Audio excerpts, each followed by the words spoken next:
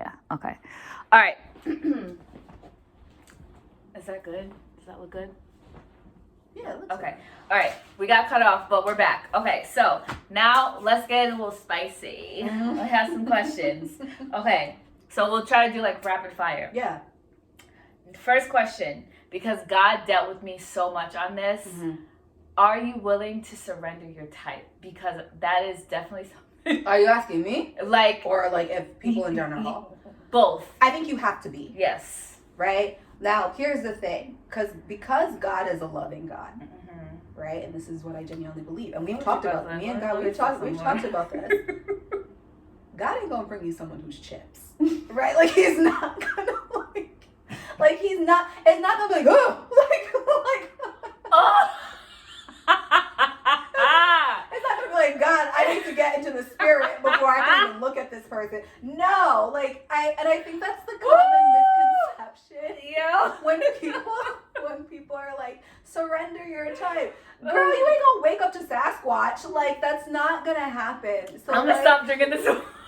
God is gonna consider what you want. He understands, like, again, because you have to think about it, right? Things like sex and attraction and all of that is his creation. Right. And he wants us to enjoy it. Yes. So he's not gonna put you with somebody who you're like, oh God, I can't do it. Yeah. Right? But I think when we talk about surrendering our type, that means that holding fast and hard to, because again, types are typically largely physical attributes, right? Oh, absolutely. So like when we talk about a type, you're largely holding on to like a physical attribute while neglecting spiritual fruit. So so when you talk about surrendering your type, it means that I am more focused on finding the fruit in this person. Right. I am more focused on the value. Does that align? Are you going in the same, or do we have the same destination, right? Do you have a heart of service? Are you serving God? Are you a leader? Are you a man who's willing to lead and provide? Are you a man who's willing to get on your own knees and pray to God for guidance? Can you cover me and our family and whatever family we create? And so when we say surrendering the type, it's saying that those things supersede this list. So if I saw all of that in a man, but he ain't 6'3", that's just foolish. Right. That's foolish. It's like, oh girl, like women, he's patient, he's kind, he prays, I feel good in him, I feel safe, but my God, he just, did you see his shoes? Like what? Like that doesn't make any sense. That is such a major problem, and I hear so many women say it. They're like, yeah, but like he's too nice. But yes, look you're at how right. he dresses. That happens, and it's just like there's so much more. And I'm not gonna be too hard on, because once upon a time I was that way too. Yeah, same. But when you learn, when God corrects you and you go on this journey, he corrects your vision. Yes. You start having Holy Spirit eyes. Yes. You start having like spiritual lens. Yes. For people. The filter of which you see men as potential mates, it completely shifts. Like my filter before was just like you said, it was very carnal. It was very superficial. Yeah. And now I'm looking for things that are, hidden beneath the surface that you may not see at face value, but give it some time. Let me watch you a little bit. Let me see what you're about. Let me see your heart for God. Maybe you don't have everything all together. Maybe you don't have the best shoes. Maybe you're not, How to fix that? But like, but what's in your heart? And it just makes me think about that scripture where it says like man judges the outward appearance, but God judges the heart. I want a man with a good heart. I want your heart to be after God. I want you to have a heart like David. Like David did some mess. We were just talking about David. Like off camera, he did some mess, but he had a heart after God, and that's what God always came back to. And that's why he was successful and he was blessed. So do you have a heart? Maybe you're not looking like everything that I thought, because again, God is in control. So we have to surrender because he knows what's best. Even though we think we want that 6'4", dark, handsome man, whatever, or whatever, fill in for whatever it is that you want. But God sees the heart. So maybe your person is, you know, 5'8", girl. Don't put no little neck. I was like, I'm safe, but I ain't stupid, let me be child. generous. I'm saying I ain't dumb. Let's relax.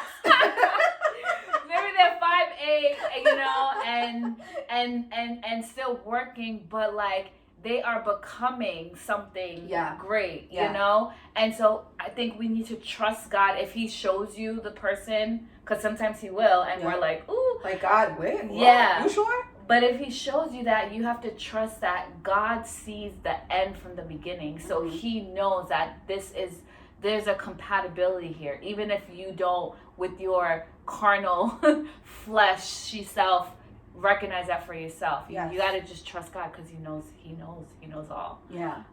Okay.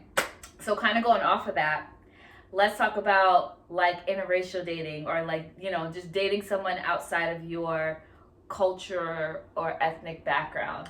Listen, how do you feel about that? I'm an equal opportunist.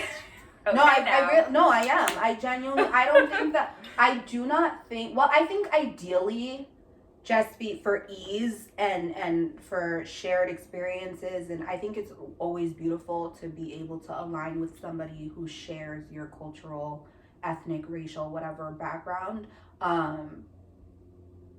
Because sometimes it's just easier, right? Yeah. It's just like, you get it, you speak the language, you understand. Like, I don't have to be as worried about meeting your family because there's already that shared alignment there. So while I think there's an ease in that, and it's an ease that I desire, to be perfectly honest, but hey, it may not look like that, right?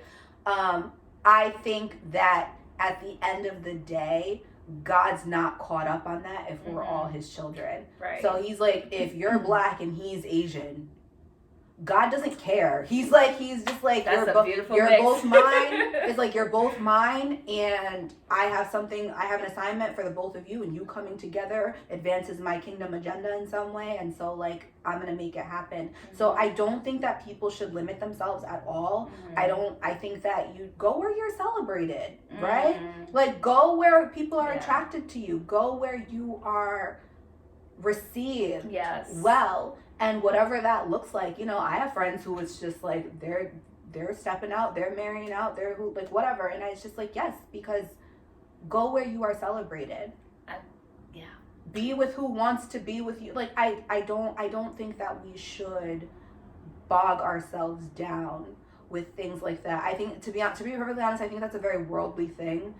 This preoccupation. I think that with ethnic background, racial backgrounds, I do think that there's elements of real world consequences, right? We live in a world with like racism and oppression and preconceived notions and stereotypes and ethnocentrism and all that, yada yada. But I think that if something is God aligned, it almost supersedes those things.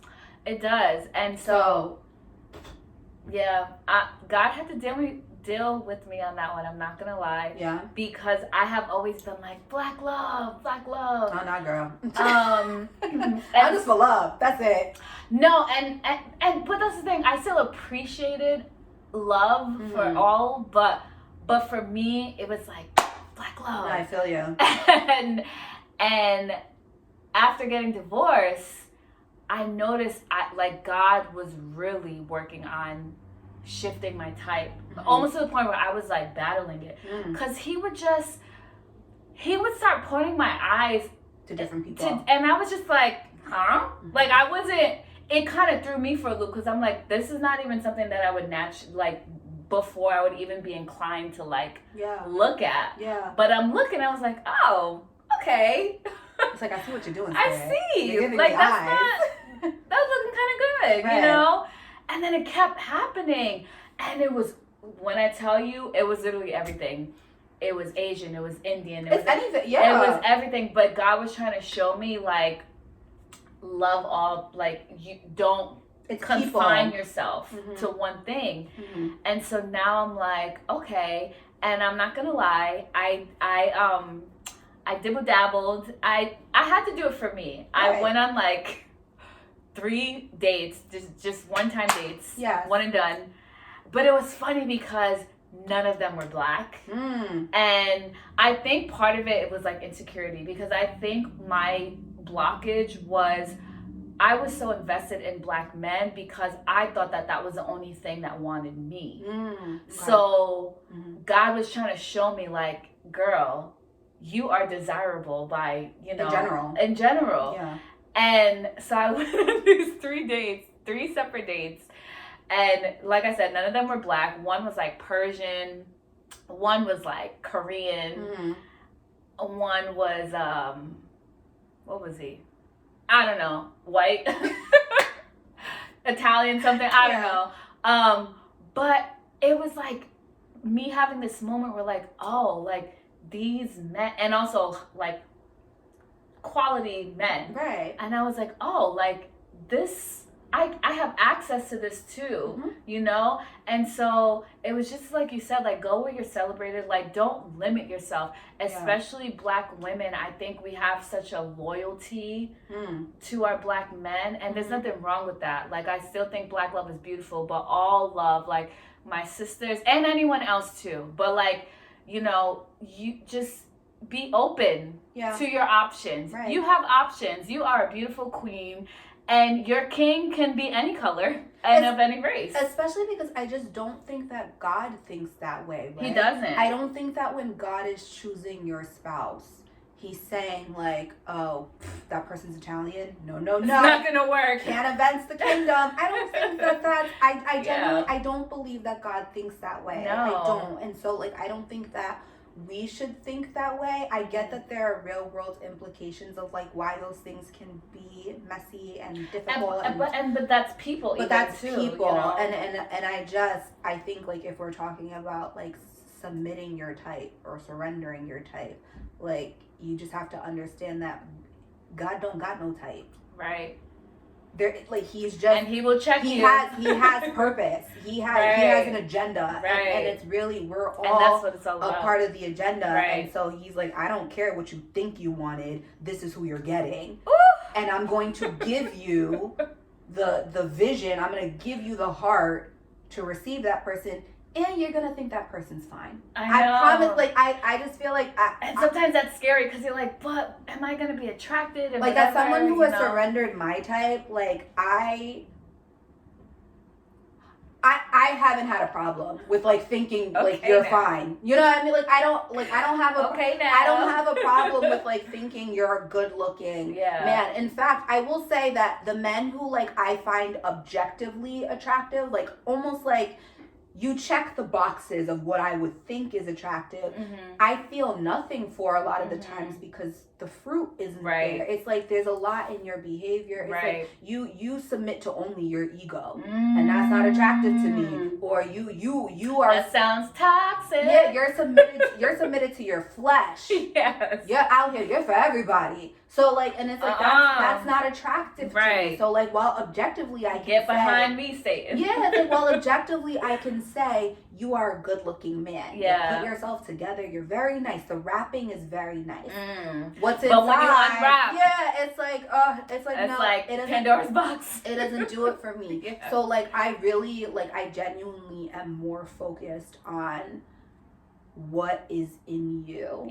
That I value. Do I see it? And for those I have seen it, I usually communicate it.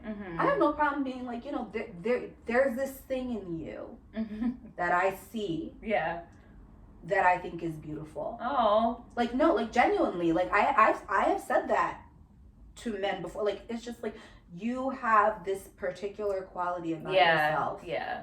That I think is beautiful. And a lot of times men aren't used to receiving compliments like that. They're not used to receiving that kind of feedback. So they kind of be like, oh. Like I do. It catches them off guard a little bit, but it's the truth. And so, you know, all this like your type, I think it's a nice starting point, obviously, for like merging the two, right? Because again, God isn't going to separate the spirit and the heart from the flesh. He's not going to do that. It's just don't operate too much in only one. Whereas like don't over spiritualize it and marry somebody that you don't feel anything physical for. Like, because there are people who do that too. They like it's almost like you take things in the complete opposite direction, and you're so holy and you're so anointed and you're so spiritual. I don't even think about type. You're still like, human. You're still human. You want to lay down with someone who, you know, and you want the fanny flutters. You still want the fanny flutters. So be real. Fanny flutters. So be real about yourself. Yes. So it's just like both have to align, You obviously, in spirit. And I don't think God would give you too much of one without the other. Okay, so let's take it up a notch. Okay. Would you date someone younger? I think we're very comfortable older, or maybe I shouldn't assume, but I don't like too much older. Maybe not too much older, but like I feel like women just always assume like the guy should be older than me, right? Yeah. But would you go younger? I mean, I see it work.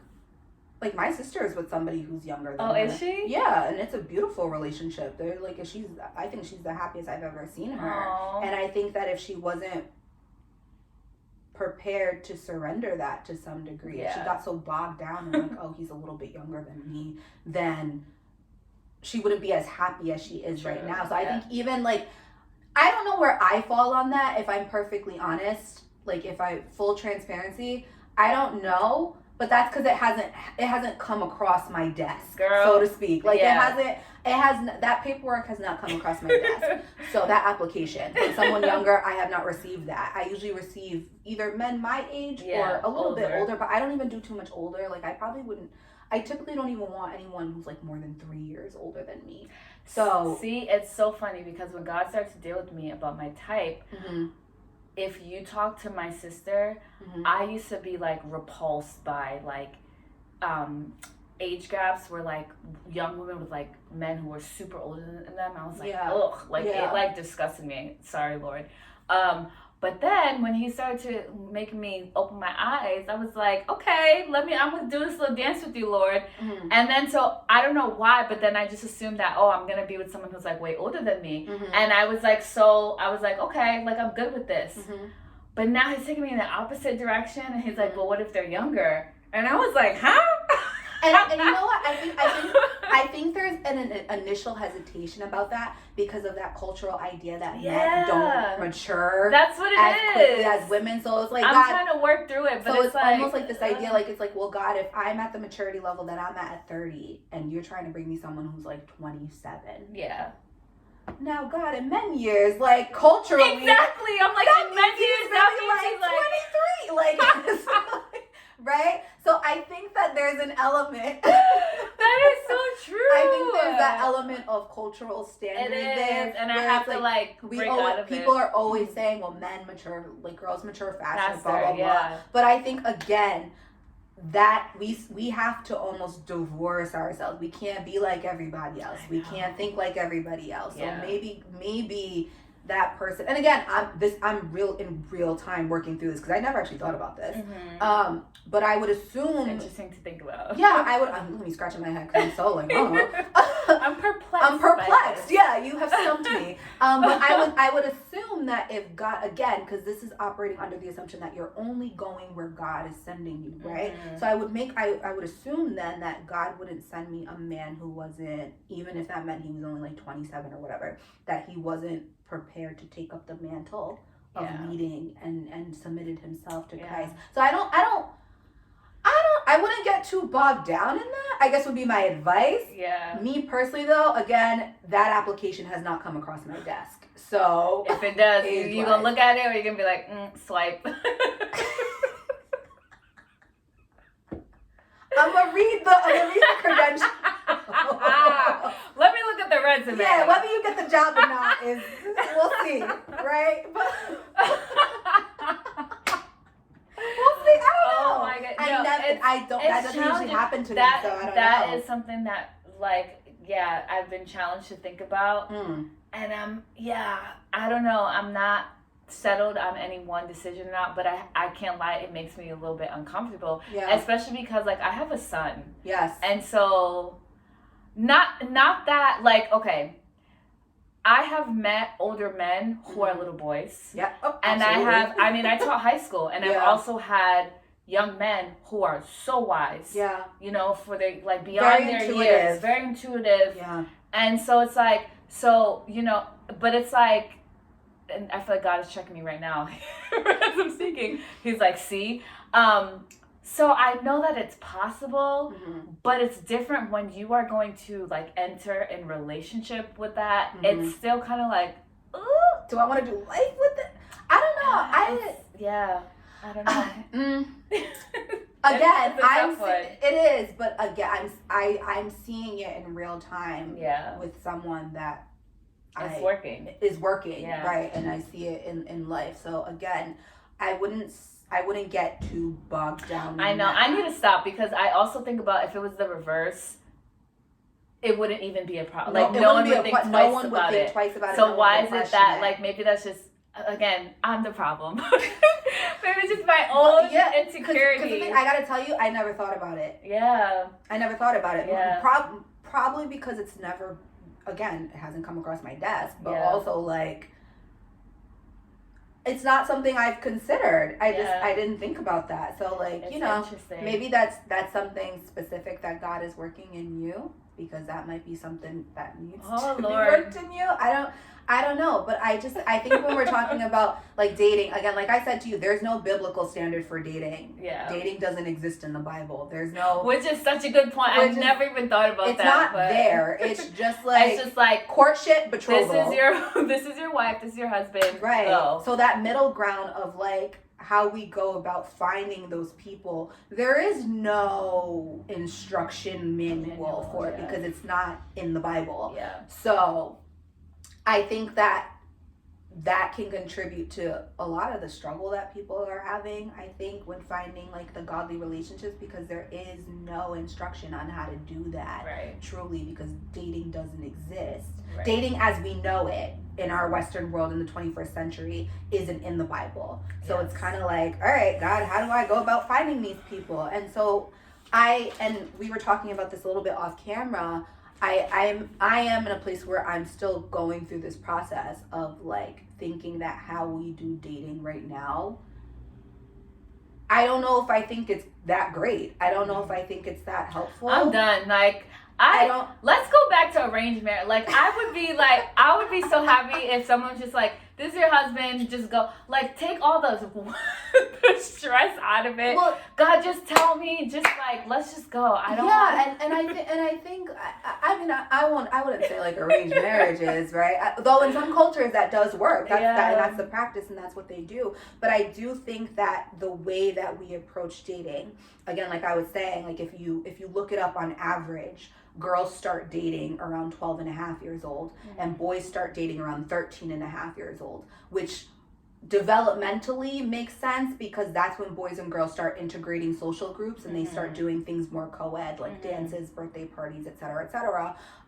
So it's not out of the realm of possibility that's when feelings and attraction starts to develop, and people start, typically it's group dates that are happening, and even puberty starts around that time. Yeah, so it's sense. Not confusing to me that romantic attraction and dating and all that is starting to happen at that age, but the reality is marriage on average isn't happening until roughly about 28 years old for women and 30 for men. So by that point, you've got about a decade, sometimes more. Plus. Yeah. Even if you're like considered like a late bloomer and you don't start dating until like 17, 18, that's still about a decade of dating that you're doing, trying on people, breaking up situationships, sneaky links, like toxicity, like you have all of these soul ties. Yeah, and I don't know, I think that has left, and this is purely from my own observation, I got no statistical background to back this up or anything, but I think that's left a lot of people broken, fatigued, cynical, suspicious of other people and their intentions, right? And so like I'm in this place where I'm kind of like, are we doing dating in a way that's in our best interest? No. Right? Like I don't think that we are. And I think because like if the desire is to be married, if that's the goal, and that is purely who I'm speaking to, people who want to be married, men and women who desire marriage. And marriage is a covenant and a commitment that you are meant to stay in. But people are flawed and need grace and patience and kindness. We spend well over a decade of our formative years teaching ourselves to like disengage from anybody I'm gonna pull out. I'm gonna dip out. If you don't come to the table with the things that I need, on to the next. Yeah. If I can't live with you and cohabitate hit it with and you, quit it. I'm gonna hit it and quit. I'm out. If I gotta test run the car before I commit to. Culturally we're teaching everybody to test people out, get a taste. You gotta sample it before you even are willing to be exclusive with people, right? Let alone marry them. Yeah, no. And then we wonder why people struggle in a covenant and in a commitment that is requiring you to stay, that is requiring you to have grace for people who are still in development. I'm still in development, so I wouldn't want. We're all constantly. I wouldn't want a man to throw me away the day like you realize like, oh, she's not the best cook. Right? Or like the day it's just like I'm on my more moody side and now it's like, oh, that doesn't work at my table. So yeah. I would hate if someone did that to me. But I think we spend so much of our formative years teaching boys and girls, men and women, to just like disengage, peace out. This ain't working for me, I'm on to the next. Like, this is too hard, I'm on to the next. Like, we don't work at it. And so I see, even on social media, even in jest, like I'll see a lot of women be like, oh, I only got one more talking stage in me, right? They'll post things like that in like their Insta stories, and like, even if that's like a joke and in jest, I think there's some truth to that. It is. I think people are very fatigued of the trying on. We tired, boss. Process, the talking stage, like, and yes. But I think it's so much in our culture and so much in our psyche that you have to put yourself out there in that way in order to find someone. And I think that I'm even in myself and with God in me, challenging that notion. We weren't meant to be just in and out with different people. I don't think we were meant to do that. And that's why waiting is so important. Yeah. Just wait on the Lord. I think that you can engage with people of the opposite sex. Like, I think there's ways to engage with men and men to engage with women that doesn't have so much of that pressure of like dating and being romantically involved with one another. Like, you can vet people in friendship. You can be vetting people and they don't even know. Right? I told you that. Like, I will just watch men and they don't know that I'm watching them. They have no idea, and they never will. Yeah, it's like you have no idea like that I have my eye on you, and I have my eye on you because I'm vetting your behavior. You'll never know. What kind of man are you? What kind of man are you? You know? And I think it's perfectly acceptable for men to do that to women too. Get in friendship with people. And not the kind of friendship that y'all are sleeping together on the low. Like, that's not what I mean. Like, no situationships. I mean genuine like collaboration with other people, genuine like working with other people, getting an understanding of men getting an understanding of women, all of us getting an understanding of the original design God had for all of us. Why are men here? Why are women here? Why did he create us to help one another? Right. Because there's so much enmity between men and women now. There's so much like hurt and frustration, and seeing one another as adversaries. As adversaries rather as the helpmeets that we were designed to be for one another. And so I just try to like, when God said like, y'all gotta be the salt of the earth and like we really can't look like everybody else, I think that looks like dating too. We can't date like everybody else. It can't be off the Tinder and the DMs and like the like meeting up with this person just indiscriminately. I don't know. I don't want it. I don't know if that's work. I don't think it's working. I don't want it. And the reality is like, we don't think, because it's cultural and because it's just been this way for so long, I don't think we take a critical eye to the way that we date. It's like, why are we doing this when people are hurt? They're suspicious of one another. Yes. There's power plays for who can have the upper hand. Why are we doing it? And even that's why I feel like there needs to be an intentionality, even when you are entering that dating field stage, whatever.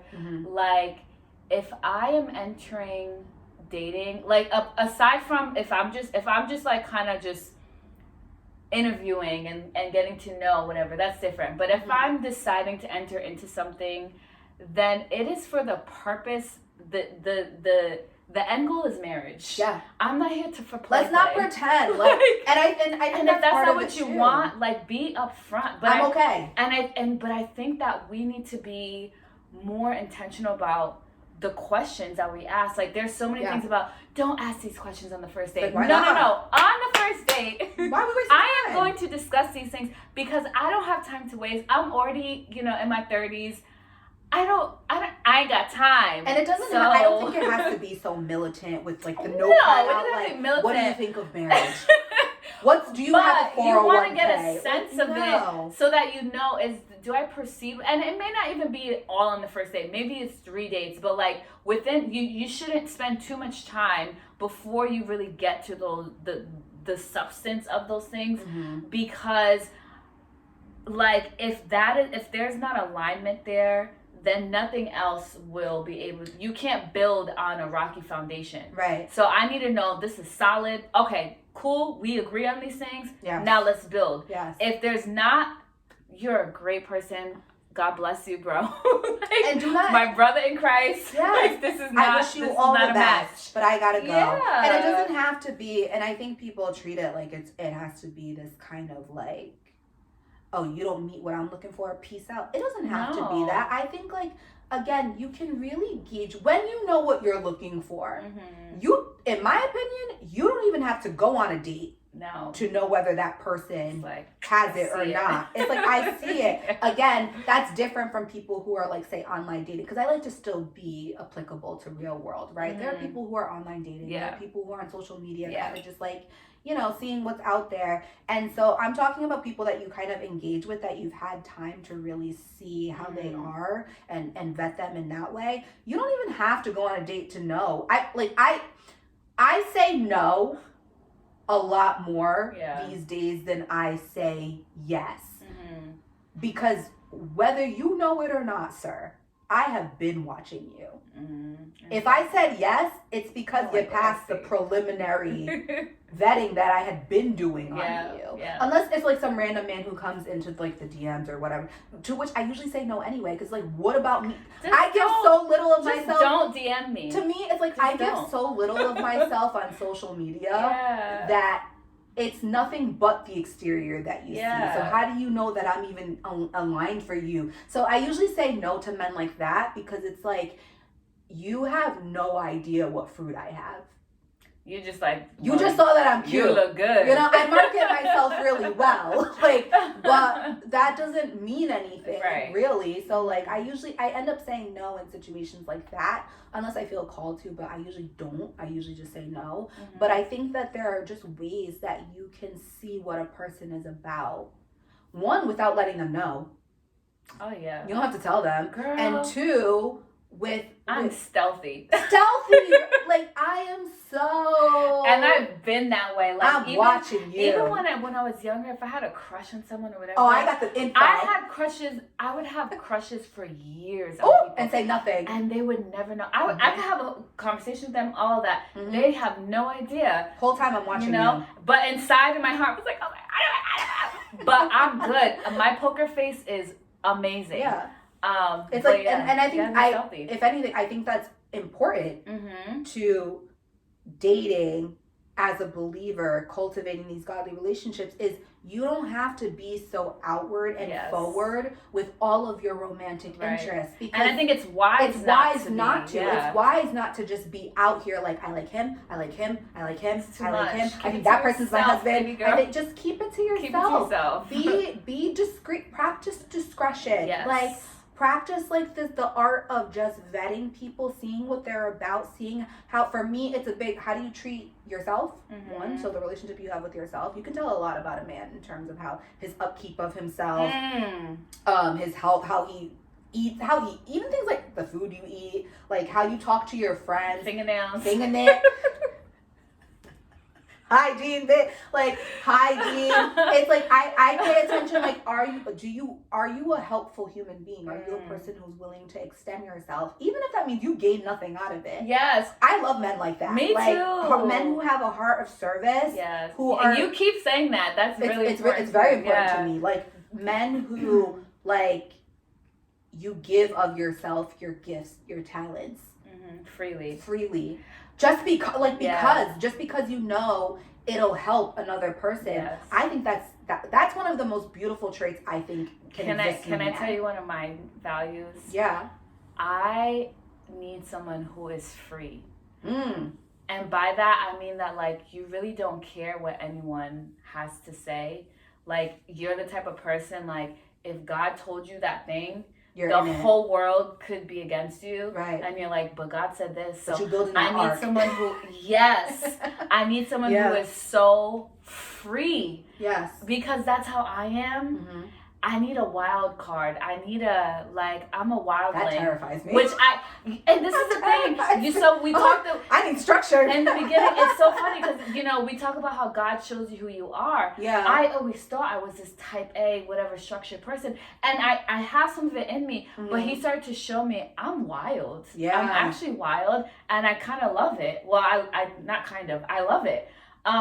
And so now that has radically shifted who I look at in terms of partnership, because it's like, yeah, I need someone who's free. I need someone who the plan might change, and we're just like, we can go with the flow. Like,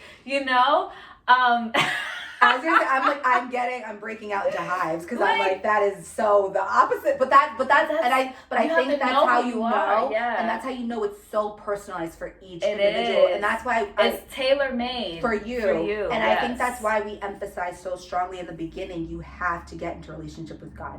You have to allow God to reveal to you who you are, and then you have to spend time with that new version of yourself and really cultivate your values, because what you want out of a partner, what aligns in your values, is going to look drastically different from someone else. Like, you and I have very different I was like, I need structure, I need limit, I need a lion and a lamb. I need firm, disciplined, structured kind of men. Like, and I always thought that's what I needed, but then, or I don't know, not that I think I do need some of that, but I always just thought that, like, that would be it. Yeah. But God has shown me, like, there are these other parts of you that you, like, hid, that, like, because like you were saying at the beginning, because you thought that these are, like, lesser, like, or, I don't want to show this part to the world. But he's like, no, that's the best part of you. Like, we need to increase that.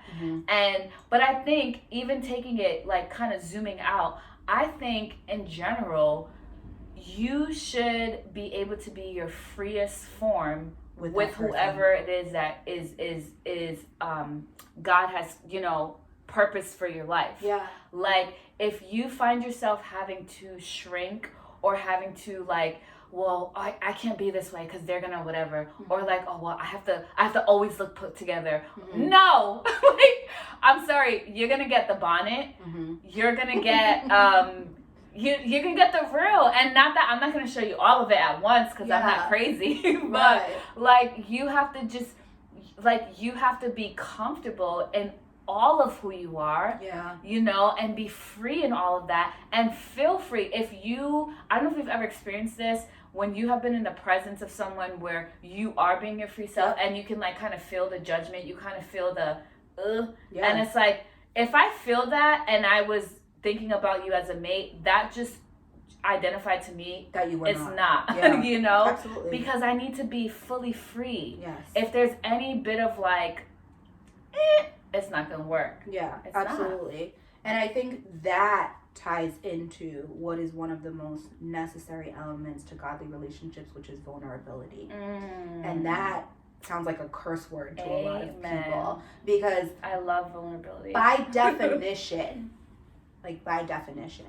vulnerability is the state of being exposed to the possibility of being harmed physically, emotionally, or mentally. That's the literal definition of the word vulnerable. Wow. It is saying I'm putting myself in a state willingly where I could be met with the possibility of being harmed. Wow. Physically or emotionally or mentally. Wow. And so vulnerability is a really difficult thing for people to practice, because it is saying I'm willing to put myself in a position where you could hurt me. You could. I have no idea. Right? That's why vetting is so important. That's why, and that's why all of that is so important, because once you are in alignment with the people that God has for you, you are called to, you have to be vulnerable. You're not going to deepen your relationships without it. You're not going to get to the true essence of who a person is if you are unwilling to allow the possibility that this person could take your heart and run with it. right? And people, and in our culture, there is so much messaging, and I think it's so harmful. There's so much messaging about you got to care the least. He who cares the least has the more power. The person who doesn't text back. That's it's so these games. Toxic. It is, but it's a play at making sure that you don't have to be the one who's vulnerable. Again, because it's scary. I actually have a lot of grace for people who struggle with vulnerability because it truly oh is. no, and me too. Like yeah. like I think over these past 2 years, like that's kind of where I started, and it's so funny you say that because in one of my first ever podcast episodes, it was about vulnerability and how basically that was what God had to work on me first, because that was a launching pad to be like, if I'm not vulnerable, I can't share all of these things about myself. Yeah. You can't even be real with God if you're struggling with vulnerability, because I always say, like, you have to get naked with God in a spiritual sense, in an emotional sense. You have to take everything off. Yep. You cannot try to hide anything. He can see it, first of all. He already knows, but you have to meet him, because he is not, the Holy Spirit is a gentleman. He is not going to force himself upon you. Nope. He's going to wait for you to come to him when you're ready, so you can be like, okay, here are all of me. I bear this all. I lay it at your altar. Yes. Help me. Yes. I surrender. Yes. You know? But that's part of being vulnerable. And if you struggle with vulnerability, like, I get it. It's hard. It's scary. And I think, in a sense, we will continue to struggle with it throughout, because you are always becoming, you are always in the process of changing and evolving as a person. But you have to embrace the vulnerability. You have to embrace the fear of the hurt, of the pain, of the what ifs, because the fact is, we're not in control. Right. God is in control of everything. And so when we surrender our will to him, I think it's easier to accept and put on vulnerability, because you know, I'm walking this out, and even though I don't know all of the where this is going, and there's a lot of gray, but I know whose I am, and I know who is directing me, and because of that, it gives me the confidence that I need to just keep going. Yeah, absolutely. And I think there's this Rumi quote that I always go back to, and it says, like, as you walk the way appears. And it's so true. And I think that is vulnerability. It's like, I just have to keep taking the step. I don't know what's gonna happen. It's kind of scary, but then it's kind of exciting. When you embrace vulnerability for real, it's kind of exciting, because it's just like, okay, this is an adventure. Like, this is kind of fun. And knowing that you're going in as your authentic self. Yeah. Whether it works or not, right. You know that it's like, well, that was authentically me. Yes. So if that's not resonating with you, if my vulnerability does not resonate with you, then I know then we are not aligned then. Right. Because I showed up as my most authentic self. Right. And I think for people who are still in process and still healing, vulnerability can almost be scary to experience from a person who's healed, because it's like, it's suspicious. It's like, what are your real when you're so used to operating with people who have motives or who are trying to gain an upper hand, you start looking at people who are healed, who are coming as their true authentic self, as though what's your angle? When does the other shoe drop with you? When I'm suspicious of you, because that's cynical. It's cynicism. And so even being mindful of that as you're going out, knowing that because I know for me, I'm showing up as my most authentic self, but I have been met with that suspicion. I have been like, it's like, when does the other shoe drop with you, almost? This idea of like, when do you reveal yourself? Your true self. Yeah. It's like, this is my true self. Yeah, like, I don't know what to say. I'm not hiding anything. Everything I've said to you has been real, but not everyone is ready to receive all of that. And you have, and I think that's another part of like dating, relationships, understanding that you're going to encounter people who, when you're healed and when you have elevated and when you're secure in God, you're going to encounter people who are not ready to receive that. People think that they want it. It's going to be like, and that's when you have to be willing to step away, because I think people think that they want that. People are always like, well, I want somebody who's healed, I want someone who's evolved, I want somebody who knows who they are. And then you get it, and then you start panicking because you're so used to a worldview where everybody has an angle. You're so used to a worldview where everybody is kind of positioning and posturing for having the upper hand. And so when you meet a person who's like, no, this is who I am and I like you, I just genuinely like you. I don't know what you want me to say. Can I tell you? It's suspicious to them. Even though I am on the healing journey and I've healed in many ways, can I tell you that's one of my biggest fears? Yeah. That like the man that God has for me is gonna come and I'm gonna like You're ruin just gonna it. panic. Because I'm gonna be like, he's too like what? Like there's something here. Like no, this can't really. You can't really be that great of a man. Yeah. Like you can't really be all of these things. There must be something. But I have to keep telling myself like, God really does want the best for you. Yes. Like he loves you so much. Yes. Like he is going to give you. What is that verse like? It's his good pleasure to bless his children. So I have to keep reminding myself of that so that, and again, I'm not like expecting it to come, whatever, but you know, whenever it does, that because my whole point, even with relationships now, this is another thing, like, it's not even for me. Like, I know I'm going to enjoy it, obviously, but I'm so focused on God and being obedient that I'm just like, when the relationship comes, it's like, God, why did you put us together? It has to advance in some way. Yeah, we are meant to advance the kingdom. So, you know, 1 can take down 1,000, 2 can take down 10,000. So if you're putting us together, it's because we got some work to do. Yeah. So I'm like, okay, let's get to work. And then all the other stuff, okay, great. You know? But like, so I don't want to, because of my own mess, miss it, and then now I'm out of compliance with my father, you know? And I think that's why I think it's important. I think even if you felt that way, if it's really the person God has for you, you have to remember that person's graced for you. That's true. So your neuroticism, your fear, they're gonna be like, Liz. Yeah, it's almost relax. like there's gonna be a patience with that, and I speak that from experience. The people that I'm graced for, I see their fear. That's true. Right? I see, like, whether it's friends, romantically, it's whatever. It's like, I see your fear. Yeah. I see the hesitation. I see the suspicion sometimes. Yeah. I see the self-sabotaging behavior. But I'm graced for you. Graced. And so it's almost like it's the same way, I think, in which God kind of gets a chuckle at us when we're kind of being crazy with him. And he's like, but I love you. I almost feel that way you really just love me that much. I feel that way for the people I'm graced for. It's like you could be walking around with all this manic fear that this could go wrong or I'm going to sabotage this or blah, blah. And I'm sitting here like, and I love you. I'm graced for you. Oh my gosh. I can handle. Oh, God bless whoever. I can handle. It's almost like this calm of like, okay, I see you pacing back and forth. I see the wheels turning in your head, and that's okay because I'm graced for you. Yeah. So I'm graced even for your neuroticism. I'm graced even for your self-sabotage. I'm graced even for your fear. I can work with you with that.